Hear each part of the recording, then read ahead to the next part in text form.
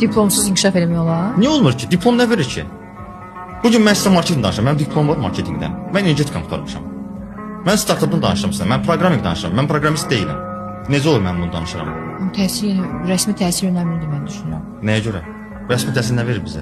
Rəsmi təhsil önəmsə niyə cəmaət o qədər kursa gedir? Təkmilləşmək üçün gedir, amma universitetlər ləğv olunsun onda. Niyə ki? Universitet verir də bunamsın sizə. Təkmilləşməyə təcrübə. Tam ala bilmirlər Kompüter, yox, bax. Universitet 4 illiksə computer science, kompüter elmləri keçir. Və siz kompüter elmlərinin ardınca gəlirsiniz kursa ki, mənə 6 ay kompüter öyrət.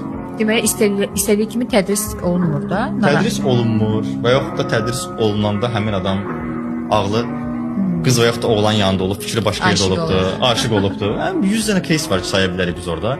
İkinci case o demək deyil ki, adam universitetdə mütləq diplom olmalıdır. Mən ona qarşıyam. Baxmayaraq ki, atam müəllimdir, anam müəllimdir, mən ona qarşıyam.